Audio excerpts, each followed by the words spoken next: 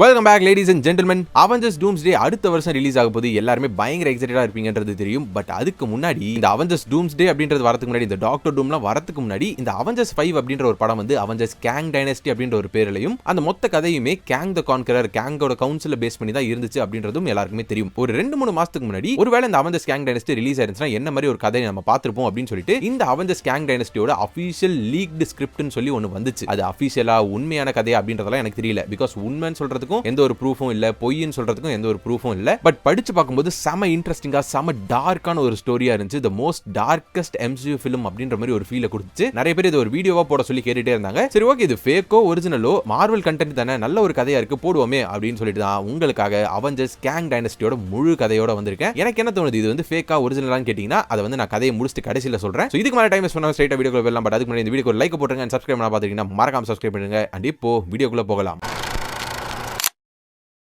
So இந்த படம் எப்படி ஓப்பன் ஆகுதுன்னா, கேங் த கான்கரர் ஒரு ரோஸ் ஃபார்மிங் பண்ற ஒரு வயல்ல நின்றுக்கிட்டு பீஸ்ஃபுல்லா நின்றுட்டு இருக்க மாதிரி தெரியுது. அங்க இருந்து ஒரு ரோஸை பிச்சு எடுக்கிறாரு. அண்ட் தூரத்துல ஒரு பொண்ணு நிக்கிறத அவர் வந்து பாக்குறாரு. அண்ட் அப்படியே சடனா கேங் த கான்கரர் கனவுல இருந்து முடிச்சு நிஜ வாழ்க்கைக்கு திரும்புறாரு. குவாண்டம் ரெல்ம்குள்ள ஆண்ட்மேன் அண்ட் வாஸ்ப் கூட அவர் போட்ட சண்டை எல்லாமே அவருக்கு வந்து ஞாபகம் வருது. ஸோ அந்த மல்டிவர்ஸ் கோர் இன்ஜின்குள்ள அவர் இழுக்கப்பட்டிருப்பார்ல, அதுக்குள்ள போயிட்டதுக்கு அப்புறம் கேங் வந்து மல்டிவர்ஸ் எல்லாம் தாண்டி அப்பாற்பட்டு பியாண்ட் ஜோன் அப்படின்ற ஒரு இடத்த போய் சேர்றாரு. அந்த பியாண்ட் ஜோன் அப்படின்றது வந்து ஒரு பயங்கர இருளால சூழப்பட்ட ஒரு இடமா இருக்கு. பயங்கர அமைதியா, பயங்கர எம்டியா இருக்கு அந்த இடம். சோ அங்க கேங்கால அந்த இடத்துல வந்து நிலையா நிக்க கூட முடியாம அவர் வந்து டீப்பா ஆழமா போய்கிட்டே இருக்காரு. பட் ஒரு வழியா கொஞ்ச நேரம் கழிச்சு அவர் வந்து கொஞ்சம் ஸ்டேபிள் ஆகுறாரு. அண்ட் ஒன்ஸ் அவர் வந்து ஸ்டேபிள் ஆனதுக்கு அப்புறம் அந்த அமைதியில அவருக்கு ஒரே ஒரு பேர் மட்டும் ஞாபகம் வருது. அந்த ஒரு பேரை அவர் வந்து சைலண்டா சொல்றாரு, ரெவோனா.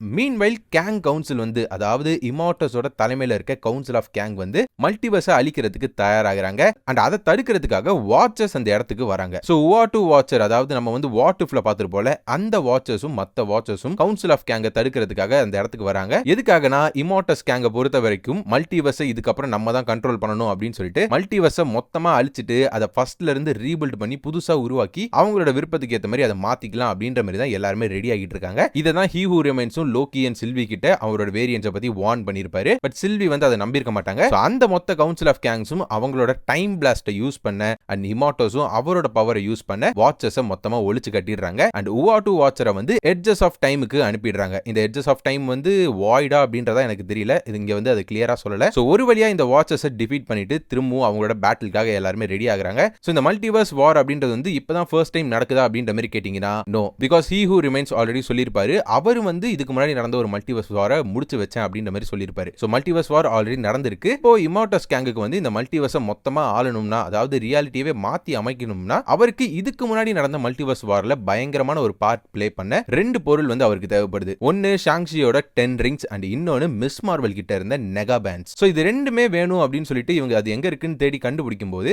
மெயின் 616 யூனிவர்ஸ்ல தான் அது ரெண்டுமே இருக்கு அப்படின்றத தெரிஞ்சுக்கிறாங்க. சோ இப்போ 616 நோக்கி ஒரு பேட்டிலுக்காக இவங்க எல்லாருமே ஒரு மல்டிவர்ஸ் வார தொடங்குறதுக்காக எல்லா கேங்கோட வேரியன்ட்ஸும் ரெடி ஆகுறாங்க. சோ ஸ்லோலி எல்லா டைம் லைன்ஸ் எல்லாமே அழிஞ்சிட்டு வந்துட்டு இருக்கு. மல்டிவர்ஸ் கொலாப்ஸ் ஆக ஆரம்பிக்குது. அண்ட் இதுக்கு பின்னாடியே லோக்கியோட குரல் வந்து நமக்கு கேக்குது, மல்டிவர்ஸ் ஒரு முடிவுக்கு வரப்போகுது அப்படின்னு சொல்லிட்டு லோக்கியோட வாய்ஸ் வந்து நமக்கு கேக்குது. மீன்வைல் டிவிஏக்குள்ள மோபியஸ் அண்ட் B-15 இவங்க 2 பேருமே கேங்ஸ் வந்துட்டு இருக்காங்க அப்படின்றத தெரிஞ்சுக்கிட்டு பேட்டிலுக்காக இவங்களுமே ப்ரிப்பேர் ஆகுறாங்க. அண்ட் லோக்கியோட கவனம் வந்து ஆங்கர் பீயிங்ஸ் அண்ட் ஒரு சில முக்கியமான ஹீரோஸ் மேல திரும்புது. உல்வரைன், டெட்பூல், டோபி மெக்வேரோட ஸ்பைடர்மேன், ஆண்ட்ரூ கார்ஃபீல்டோட ஸ்பைடர்மேன், நிகலஸ் கேஜோட கோஸ்ட் ரைடர், இப்ப புதுசா நம்ம பார்க்க போற ஃபேண்டாஸ்டிக் ஃபோர், பிராங்க்லின் ரிச்சர்ட்ஸ்னு சொல்லி நிறைய சிறந்த ஐகானிக்கான சூப்பர் ஹீரோஸ் அண்ட் முக்கியமான சூப்பர் ஹீரோஸ் மேல அவரோட கவனம் வந்து திரும்புது. பிகாஸ் இவரை பொறுத்த வரைக்கும் இந்த பேரழிவுல இருந்து எல்லாரையும் காப்பாற்றணும் அப்படின்னா அது இவங்களால தான் முடியும், இவங்களால தான் ஒரு ஃபைட் வந்து கொடுக்க முடியும் அப்படின்ற மாதிரி லோக்கி வந்து நம்புறாரு. அண்ட் அதுக்கேற்ற மாதிரியே டிவியை போயிட்டு ஃபேண்டாஸ்டிக் ஃபோரை டிவிக்குள்ள கொண்டு வந்து 2 பேருமே சேர்ந்து ஒரு லைஃப் ராஃப்ட் வந்து ரெடி பண்றாங்க. அதாவது ஒரு ஸ்பேஸ் ஷிப் மாதிரி ரெடி பண்றாங்க with some multiversal protection.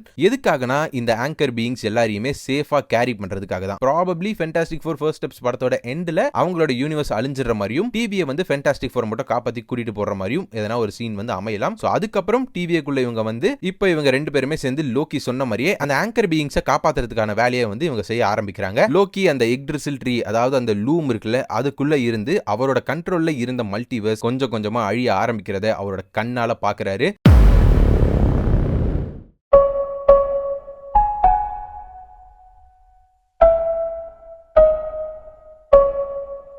So இந்த சீனுக்கு அப்புறம் ஸ்காட் லாங்க காட்டுறாங்க. சோ ஸ்காட் லாங் ஒரு மோசமான கனவுல இருந்து வேர்த்து ஊத்திக்கிட்டு எழுந்துக்கிறாரு. ஆண்ட்மேன் அந்த வாஸ் குவாண்டமேனியால நடந்த எல்லாமே அவருக்கு வந்து ஒரு PTSD மாதிரி ஒரு கெட்ட கனவு மாதிரி அடிக்கடி வந்துட்டு போயிட்டு இருக்க போல இருக்கு. கேங்கோட மூஞ்சி தான் அவருக்கு வந்து அடிக்கடி கனவுல வந்துட்டு இருக்க மாதிரி தெரியுது. ஏதோ தப்பா நடந்துட்டு இருக்கு, ஏதோ சரியில்லை அப்படின்னு சொல்லிட்டு ஸ்காட் லாங்குக்கு தோணவும் ஒரு மாதிரி பதட்டமா ஹாப்பி யோகன் அண்ட் சாம் வில்சனுக்கு வந்து அவர் கால் பண்றாரு. இந்த மாதிரி அவங்களோட ஹெல்ப் கேட்கலாம், அவெஞ்சர்ஸ் கிட்ட இதை இன்ஃபார்ம் பண்ணுவோம் அப்படின்ற மாதிரி அவர் வந்து கால் பண்றாரு. பட் யாருமே அந்த காலை வந்து அட்டெண்ட் பண்ற மாதிரி தெரியல. இவர் வந்து ஒரு மறக்கப்பட்ட ஒரு சூப்பர் ஹீரோ மாதிரி தான் இவர் வந்து ஃபீல் பண்ணி வாழ்ந்துட்டு இருக்காரு. ஒரு மாதிரி ரொம்ப டிப்ரெஸ்டான ஸ்டேஜ்ல இருக்க மாதிரி தான் தெரியுது ஸ்காட் லாங். இந்த நேரத்துல இந்த ஒரு சோகத்துல இந்த ஒரு பயத்துல இருக்கும்போது தன்னோட பொண்ணான கேசி லாங்கோட ஒரு போட்டோ பார்க்கும்போது தான் அவர் வந்து கொஞ்சம் காம் டவுன் ஆகுறாரு. Meanwhile Peter Parker Empire state யூனிவர்சிட்டியில வந்து தன்னோட காலேஜ் வாழ்க்கையை வந்து வாழ்ந்துட்டு இருக்காரு.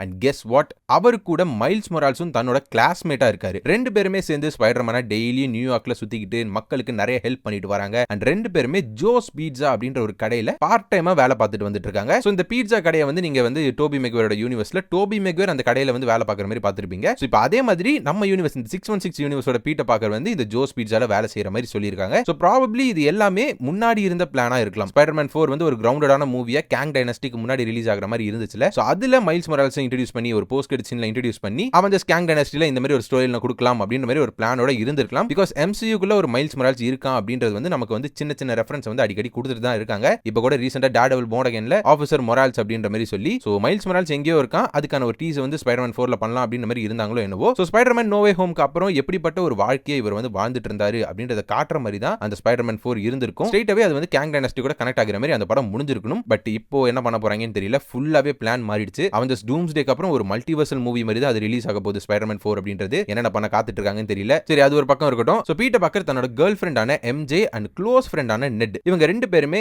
MITல அவங்க ஆசைப்பட்ட மாதிரி ஒரு சந்தோஷமான வாழ்க்கையை வாழ்ற மாதிரியும் MJக்கு ஒரு புது பாய் ஃப்ரெண்ட் கிடைச்சு அவங்க ரெண்டு பேரும் கிஸ் பண்ற மாதிரி ஒரு போட்டோவையும் பீட்டர் பார்க்கர் சோஷியல் மீடியால பார்த்து ஒரு மாதிரி சோகமா இருக்காரு. அவங்க ரெண்டு பேருமே ரொம்பவே மிஸ் பண்ற மாதிரி தான் தெரியுது நோ வே ஹோம்ல நடந்த சம்பவங்கள் எல்லாத்துக்குமே. அப்புறம் அந்த நேரத்துல இந்த மைல்ஸ் பையன் குறுக்க வந்து பீட்டரை வந்து லைட்டா டைவர்ட் பண்ண பார்க்கறான். இந்த மாதிரி நம்ம டீமுக்கு எதனா ஒரு புது பேர் வைக்கணும் தல, ஸ்பைடர் ப்ரோஸ் நல்லா இருக்கா இல்ல ஸ்பைடர் பால்ஸ் நல்லா இருக்கா அப்படின்ற மாதிரி கேட்டு பீட்டர் பார்க்கற வந்து டைவர்ட் பண்ணி சிரிக்க வைக்கிறான். அண்ட் அப்படியே கட் பண்ணா கமலா கானுக்கும் ஸ்காட் லாங்குக்கு எப்படி ஒரு கெட்ட கனவு வந்துச்சோ அதே மாதிரி அவங்களுக்கும் ஒரு கனவு வருது. வேற யூனிவர்ஸ்ல மாடிட்டு இருக்க மோனிகா ராம்போ கமலா கானை எச்சரிக்கிற மாதிரி ஒரு விஷன் வந்து கமலா கானுக்கு வருது. சோ இது எல்லாமே எது கூட சிங்க் ஆகுதுன்னா மல்டிவர்ஸ் ஆஃப் மேட்னஸ்ல டாக்டர் ஸ்ட்ரேஞ்சுக்கு எப்படி ஒரு விஷன் வரும்ல, வேற ஒரு யூனிவர்ஸ்ல வந்து ஸ்ட்ரேஞ்சும் அமெரிக்கா சாவஸும் ஓடிட்டு இருக்கிறது வந்து அவரோட கனவுல வரும்ல, அந்த மாதிரி இவங்க எல்லாருக்குமே வந்துட்டு இருக்க போல இருக்கு. அது வந்து ஒரு டெம்ப்ளேட் மாதிரி ஃபாலோ பண்ண ஆரம்பிக்கிறாங்க. சோ இந்த மாதிரி கமலா கானுக்கு ஒரு கனவு வரவும் அடுத்த நாள் அவங்க போயிட்டு கேப்டன் மார்வல் கிட்ட போயிட்டு இந்த மாதிரி அவங்களுக்கு இந்த மாதிரி ஒரு கனவு வந்துச்சு அப்படின்ற மாதிரி எக்ஸ்பிளைன் பண்றாங்க. உடனடியா கேப்டன் மார்வல் கமலா கானை கூட்டிக்கிட்டு கமர் தாஜுக்கு போறாங்க. அங்க போயிட்டு டாக்டர் ஸ்ட்ரேஞ்ச் போய் பார்ப்போம் அப்படின்ற மாதிரி சொல்லி ரெண்டு பேருமே கிளம்புறாங்க. பிகாஸ் மோனிகா கனவுல வந்தது சாதாரணமான ஒரு கனவு மாதிரி மட்டும் தெரியல,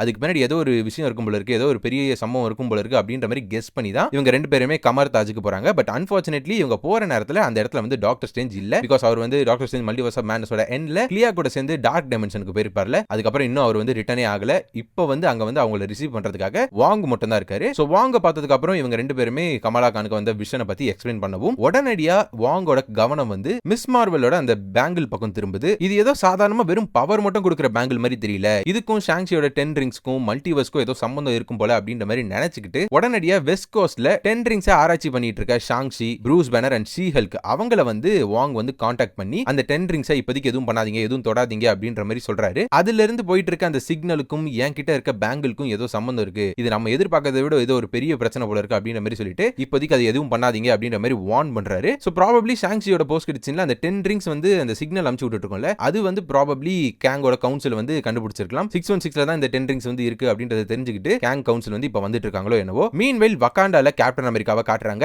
கேப்டன் அமெரிக்கா பிரேவ் நியூ வேர்ல்டோட எண்ட்ல லீடர் வந்து அவரை வார்ன் பண்ணிருப்பார்ல, இந்த மாதிரி உங்களை மாதிரியே நிறைய பேர் வர போறாங்க அப்படின்ற மாதிரி வார்ன் பண்ணோனே இவர் போயிட்டு ஒரு அவெஞ்சர்ஸ் டீமை ஃபார்ம் பண்ற மாதிரி தெரியுது. இப்போதைக்கு இந்த அவெஞ்சர்ஸ் டீம்ல வந்து யாரெல்லாம் இருக்காங்கன்னா வார் மிஷன் இருக்காரு, புது ஃபால்கன் யாக்கின் டாரஸ் இருக்காரு, அயன் ஹார்ட், இவங்க 3 பேர் தான் இப்போதைக்கு இருக்காங்க. அண்ட் ஆப்வியஸ்லி கேப்டன் அமெரிக்கா இருக்காரு, கூடவே சூரியோட பிளாக் பேந்தர், இவங்க 5 பேர் தான் இப்போதைக்கு இந்த அவெஞ்சர்ஸ் டீம்ல இருக்க மாதிரி தெரியுது. முக்கியமான அவெஞ்சர்ஸ் லைக் தார், டாக்டர் ஸ்ட்ரேஞ்ச் இவங்கலாம் இல்லையே, வரப்போற ஆபத்து என்னன்னு கூட தெரியல, எதை நம்ம சமாளிக்க போறோம் அப்படின்ற மாதிரி தெரிஞ்சுக்காம ஒரு பலமான அவெஞ்சர்ஸ் டீம் நம்ம கிட்ட இல்லையே அப்படின்ற மாதிரி கேப்டன் அமெரிக்கா வந்து கொஞ்சம் ஃபீல் பண்ணிட்டு இருக்காரு. மீன்வைல் கேங் த கான்குரர் பியாண்ட் ஜோன்ல இருக்கும்போது அவருக்கும் ஒரு சில விஷன் வருது. இவருக்கு வர விஷன் வந்து இவரோட கடந்த காலம், இவருக்கு வந்து ஒரு டிராஜடிக்கான கடந்த காலம் இருந்திருக்கும் போல இருக்கு. இவரோட மக்கள், இவரோட வைஃப், இவரோட பையன் அப்படின்னு சொல்லிட்டு எல்லாருமே இறந்திருப்பாங்க போல இருக்கு. இவர் வந்து ஒரு ப்ராமிஸ் பண்ணிருப்பாரு போல இருக்கு, இந்த மாதிரி நான் உங்களை கண்டிப்பா காப்பாத்துவேன் அப்படின்ற மாதிரி ப்ராமிஸ் பண்ணி அவங்க எல்லாருமே இறந்துட்டாங்க போல இருக்கு. இந்த ஒரு கடந்த காலம் வந்து இவர் இப்ப வந்து துரத்திட்டு இருக்கு. ஒரு விஷன் மாதிரி வந்து அவர் மென்டலி அவர் வந்து பயங்கரமா அஃபெக்ட் பண்ண ஆரம்பிக்குது. இவர் வந்து அந்த பியாண்ட் ஜோன்ல சொல்றாரு, இந்த மாதிரி நான் கண்டிப்பா உங்களை வந்து எல்லாரையுமே திரும்ப கொண்டு வரதுக்கு ஒரு வழி பார்ப்பேன், உங்களை உயிரோட நான் கொண்டு வருவேன் அப்படின்ற மாதிரி சொன்னதும் ரெவோனாவோட ஒரு வாய்ஸ் மைல்டா அவருக்கு வந்து கேக்குது. அண்ட் உடனே ஒரு காஸ்மிக் ரிஃப்ட் மாதிரி வந்து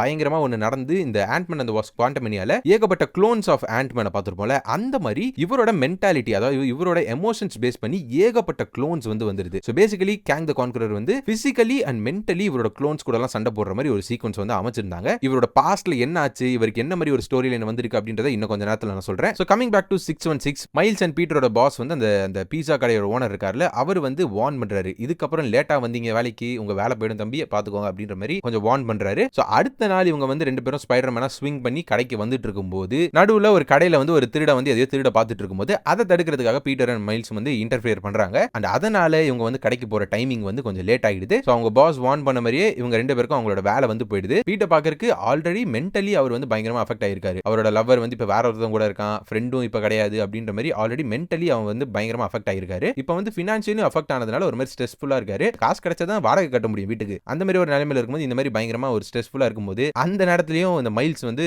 சரி இன்னொரு ஜோக்க போட்டு பீட்டரை வந்து கொஞ்சம் சந்தோஷப்படுத்தலாம் அப்படின்ற மாதிரி ஒரு ஜோக்க போட அப்ப வந்து பீட்டர் பாக்கர் கொஞ்சம் காண்ட் ஆயிடுறாரு. எல்லா நேரத்திலும் இந்த மாதிரி இருக்காத, கொஞ்சமாச்சு ரெஸ்பான்சிபிலிட்டியோட இருந்துக்கோ அப்படின்ற மாதிரி கொஞ்சம் ஹார்ஷா பேசி விட மைல்ஸுக்கு வந்து அது கொஞ்சம் ஹர்ட் ஆயிடுது. நான் சரி இந்த மாதிரி எதனா ஜோக்ஸ் நீ கொஞ்சம் சிரிப்பியே அப்படின்றதுக்காக தான் சொன்னேன், வேற எந்த இன்டென்ஷனும் இல்ல அப்படின்ற மாதிரி சொல்ல பீட்டருக்கும் புரியுது வேற எங்கேயோ இருந்த அந்த கோவத்தெல்லாம் எடுத்துட்டு வந்து மைல்ஸ் மேல கொட்டிட்டோம் அப்படின்னு சொல்லிட்டு எதுவும் பேசாம சைலண்டாவே அந்த கூட்டத்துல இருந்து நவுந்து அப்படியே நடந்து போயிடுறாரு. சோ இதெல்லாம் ஒரு பக்கம் நடந்துட்டு இருக்க டாக்டர் ஸ்ட்ரேஞ்ச் அண்ட் கிளியா வந்து கமர் தாஜுக்கு ரிட்டர்ன் ஆகிடுறாங்க. டார்க் டைமென்ஷன்ல இருந்து இப்போ வந்து வெளியே வந்துடுறாங்க. சோ பேசிக்கலி இந்த படம் வந்து டாக்டர் ஸ்ட்ரேஞ்ச் 3க்கு அப்புறம் நடக்கிற கதை மாதிரி தான் சொல்லியிருக்காங்க. பட் டாக்டர் ஸ்ட்ரேஞ்ச் 3ல டார்க் டைமென்ஷன்ல என்ன நடந்துச்சு அப்படின்னு சொல்லிட்டு எந்த ஒரு பெரிய ஸ்கிரிப்டும் நமக்கு கிடைக்கல. பிகாஸ் மேபி அந்த ஸ்கிரிப்டை வந்து இன்னுமே அவங்க ஹோல்ட் பண்ணி வச்சு இப்போ உண்மையாவே டாக்டர் ஸ்ட்ரேஞ்ச் 3 வந்து அடுத்து வரப்போதில்ல, டூம்ஸ்டேக்கு அப்புறம் வரதுக்கான சான்சஸ் இருக்கு, அதுல வந்து அவங்க வைக்கலாம் அப்படின்ற மாதிரி நினைச்சிருக்கலாம். அதனால அந்த ஸ்கிரிப்ட் வந்து இப்போ நமக்கு கிடைக்கல, அங்க என்ன நடந்துச்சு அப்படின்றது நமக்கு இன்னும் கிளியரா தெரியல. பட் ஒரு விஷயம் நமக்கு வந்து தெரியுது, டாக்டர் ஸ்ட்ரேஞ்ச் அண்ட் கிளியாக்கு வந்து கவுன்சில் ஆஃப் கேங்ஸ் பத்தி தெரிஞ்சிருக்கு. அவசர அவசரமா எர்த்துக்கு வந்து அங்க இருக்க எல்லாருமே வார்ன் பண்ண பாக்குறாங்க. அண்ட் சடனா ஸ்ட்ரேஞ்சுக்கு வந்து ஒரு விஷன் தெரிய ஆரம்பிக்குது. இந்த மாதிரி கவுன்சில் ஆஃப் கேங் வந்து நம்மள நோக்கி வந்துட்டு இருக்காங்க, நம்மளோட ரியாலிட்டி வந்து பயங்கரமான ஒரு ஆபத்துல இருக்கு அப்படின்ற மாதிரி ஒரு விஷன் வந்து டாக்டர் ஸ்ட்ரேஞ்சுக்கு தெரிய வருது. சோ இப்பதான் உங்களுக்கு வந்து புரிய வருது இது எவ்வளவு பெரிய பிரச்சனை, ஏதோ ஒரு பயங்கரமான பிரச்சனை வந்து இது வரைக்கும் நம்ம ஃபேஸ் பண்ணாத அளவுக்கு பயங்கரமான ஒரு பிரச்சனை வந்து நம்மள நோக்கி வந்துட்டு இருக்கு அப்படின்றது வந்து எல்லாருமே ரியலைஸ் பண்றாங்க. அண்ட் அப்பதான் வாங் வந்து